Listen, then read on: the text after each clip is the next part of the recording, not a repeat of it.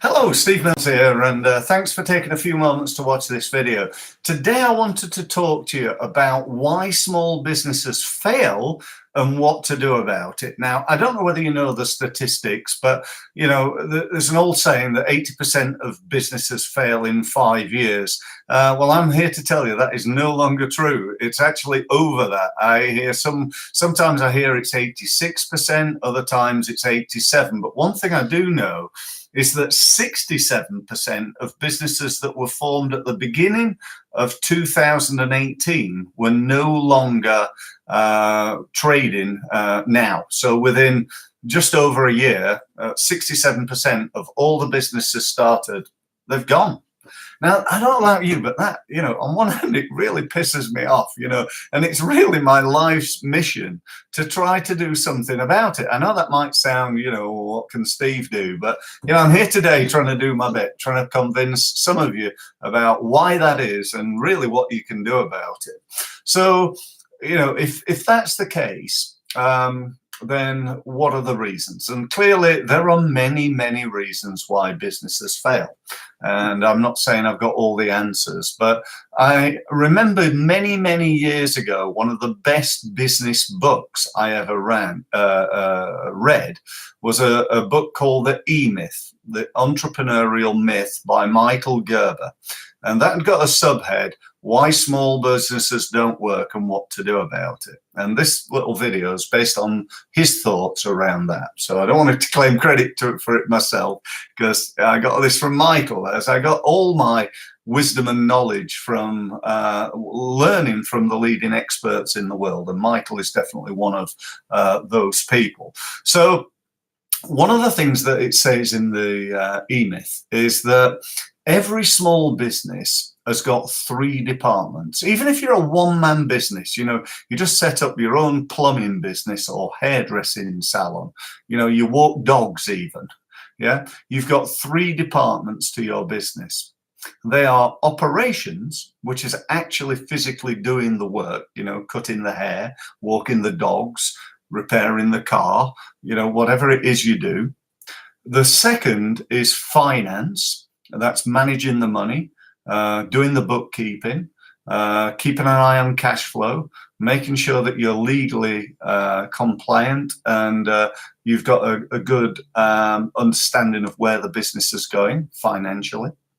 And then the third is selling the stuff. And that's all about marketing, generating leads, in other words, and sales, converting those leads into business.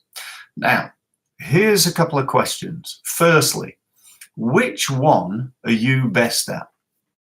Now, I'm going to hallucinate. I'm going to pretend that I'm a magician. I'm a mind reader, because I know, based on speaking with thousands and thousands of businesses, I know exactly which one you're good at.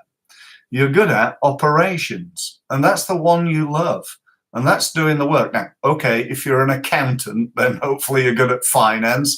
And if you're a marketing person, then hopefully you're good at that.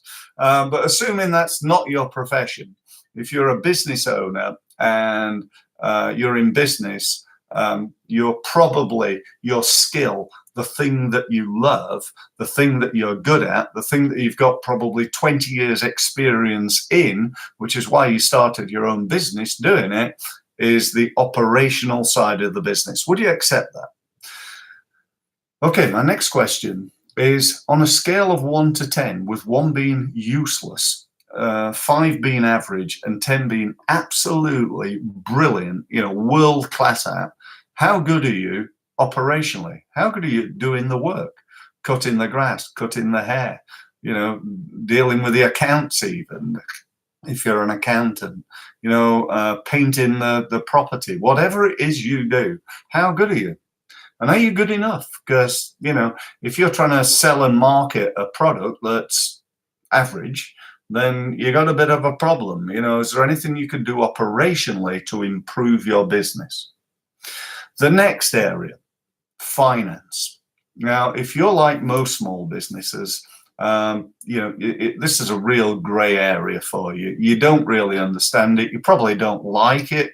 You hate doing it. You hand it over to somebody else. You've got an accountant who tells you how well you did, a year ago. They don't tell you how well you're doing right now and how well you're going to be doing in a month's time. And so, again, the same question on a scale of 1 to 10, 1 being rubbish, 5 being average, 10 being world class. How good are you at managing the financial side of your business? Because, I'll bet you a pound to a penny, you're not good enough. Which is one of the reasons why small businesses go bust, because they're not good at managing the money, the financial side of their business. So unless you rate yourself a 10, you've got to think to yourself, how can I become better at that? I can't just leave it to an accountant to do. I'm the owner of the business, and therefore I need to understand how to read a set of accounts. I need to be looking on a regular basis at our profit and loss. Is that working out? I need to be able to read a balance sheet to understand what that is, etc., etc. And if you don't, then that's going to cost you money, or worst case, your business, and maybe even your house and your relationship, your marriage, your kids. It could be really bad news. So get that handled. And by the way, there's a brilliant book called Profit First. Go and have a look for it on Amazon. Strongly recommend you buy that book. It really is great. So the third area, which obviously is something that I'm involved with. I've spent 25 years now helping small businesses with their marketing. If you're not good at selling and marketing your products and services, you got a problem. Let's face it. Let's play, Rodney Real here. If you're not good at selling and marketing your products and services, at best, you're going to tick over. At best, you're going to struggle. So you've got to become better at selling and marketing. So same question. 1, rubbish. 5, average. 10, outstanding, world class. If you're like most businesses, the word average comes in here. And what rewards do we get in business, in sport, in life? What rewards do you get for having an average diet? Well, the figures, so many people die of cancer and other awful diseases. How many rewards do you get? Well, what are the rewards for being an average husband or wife? Examine the divorce statistics. How many rewards, or what rewards do you get for being average at marketing? 80% of businesses go bust. That's the reward you're going to get for being average at marketing. So you've got to upgrade. Let me ask you another question. When was the last time you did any sales training? If you're like most of the business owners I speak to, you've not done any training in the last year. Now, again, we need to do that. I train myself in sales every day. 8:30 till 9 o'clock is sales training. That's what I do every single day. And I also do virtually every day some marketing training, even though I've been doing this for 25 years. Some days I may take the whole day out to do some marketing training. And I personally have spent probably over 20,000 hours training myself in sales and marketing. And you work that out over 25 years, that's a lot of time. And, that will be a similar amount of money. So, my message to you really comes down to this. You've got to look at these 3 departments. You've got to have an understanding of where you are in terms of how effective you are in these 3 departments. And if you're not good enough, then you've got to take action, because it's no use watching this video thinking, oh, yeah, that's really true, Steve. That was really interesting. And then doing nothing, because, nothing, knowledge is a waste of time until and unless you take action. Action is the key. It really is. And I tell my clients that all the time. Action's the key. Pick up the phone, get those emails out. Get on that social media. People tell me, well, I'm on LinkedIn, but I don't really do very much. Well, why the hell not? What's wrong with you? Why aren't you using this free marketing? And anyway, I'm not going to get on a rant about that. I'm going to come back to what I was really saying. So, look at your marketing. Look at every element of your marketing, your website, your lead generation, your referral marketing, whatever else you're doing, your social media, your email, your networking. And by the way, if you're not doing email, then why the hell not? Why wouldn't you do that? And don't tell me email's, past its date. That's not true.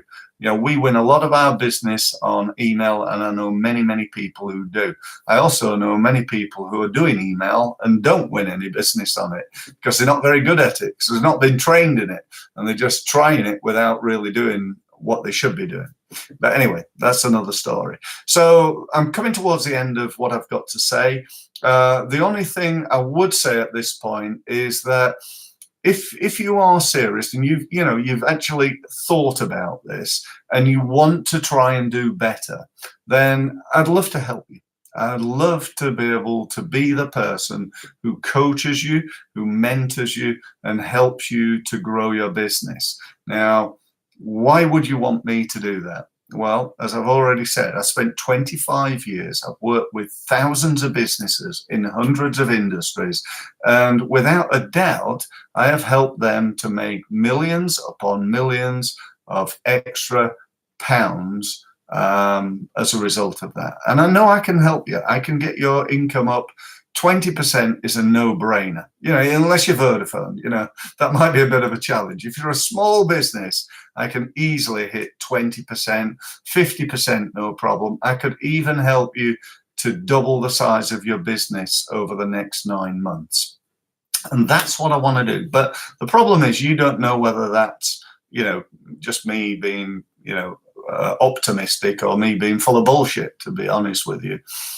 So what I'd like to do is offer you some free time with me. That could be here in my office in Portsmouth, or it could be over the web, so we can do a web meeting so we can see each other and so on and so forth. Or if you like, we could do a telephone meeting. Either way is absolutely fine. What I'd like you to do is either drop me a line, give me a call, or fill out a form on my website. Now, my website is www.stevemills.co. Yeah.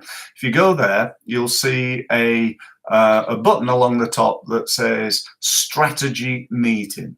And if you click on that page, you gain access to my diary. So you can see when I'm available, when I'm free. You can book yourself an appropriate meeting, either a telephone meeting, an online meeting, or a meeting in our office. So it'd be great to meet you. Thanks for watching the video, and I hope it's been of value. I hope it's really hit a chord, and I hope it's going to make you take action to grow your business. First step one, is book a meeting with me. Thank you very much for listening.